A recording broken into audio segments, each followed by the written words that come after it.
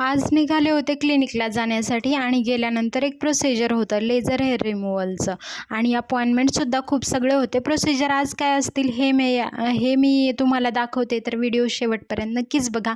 कारण आमच्या क्लिनिकमध्ये खूप सगळ्या कॉस्मेटिक आणि खूप सगळ्या प्रोसिजर्स वगैरे होत असतात, तर तुम्हाला या व्हिडिओमधून मी दाखवण्याचा प्रयत्न करेन.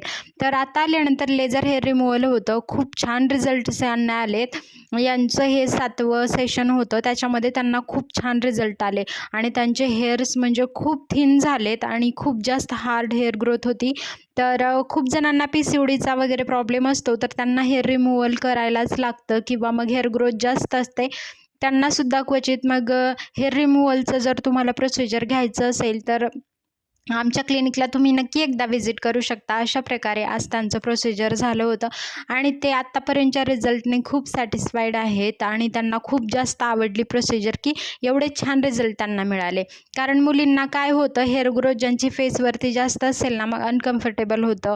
मग खूप जणांचं असं हेअर ग्रोथसुद्धा जास्त असते, तशी त्यांचीसुद्धा होती आणि मग अशा प्रकारे प्रोसिजर झालं होतं. खूप भूक लागली होती भारतीला. म्हटलं भारतीने आज ड्रायफ्रूट्स आणले होते खाण्यासाठी आणि तिने सगळ्यांना आम्हाला ड्रायफ्रूट्स वगैरे दिले. तसं आणि बघा आमचा मनी प्लांट ना खूप छान वाढला आहे. हा एम.आरने दिला होता आम्हाला आणि तोपर्यंत आली होती अनुष्का. मग मी ड्रायफ्रूट्स वगैरे खाल्ले होते. अनुष्काला म्हटलं तूही खा.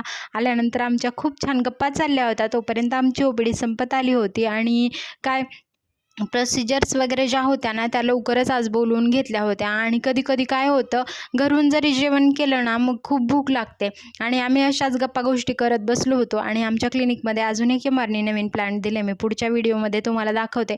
अशा प्रकारे मग मॅमना वगैरे ऋतुजा मॅम वगैरे होत्या, त्यांना पण दिलं जे ड्रायफ्रुट्स वगैरे खाण्यासाठी आणि भारतीला म्हटलं बाकीचे तू खाऊन घे आणि मला ना ड्रायफ्रुट्समध्ये बदामच आवडतात. नंतर मग सगळ्यांसाठी आणली होती साबुदाण्याची खिचडी.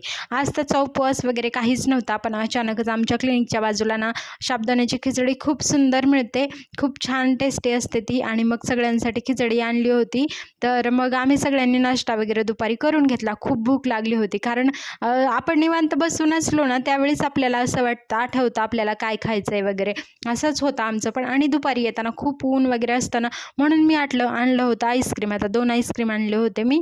एक कॉफी बार आणला होता हा आणि दुसरं एक अमूलचं आईस्क्रीम ज्याच्यामध्ये पाम ऑइल वगैरे नसतं, म्हणून मी हेच म्हणजे आणते आता. कारण आता आपण खूप हेल्थ कॉन्शियस होतो किंवा या गोष्टी सगळ्या पाहतो, तर अशा गोष्टी नको वाटतात. पण एखाद्या वेळी आता उन्हाचे खूप दिवस आहे, त्यामुळे आईस्क्रीम खावंसं वाटतं म्हणून आज आणलं होतं. चला तर पुढच्या व्हिडिओमध्ये चॅनलला नक्की सबस्क्राईब करा. धन्यवाद. जय सियाराम सगळ्यांना.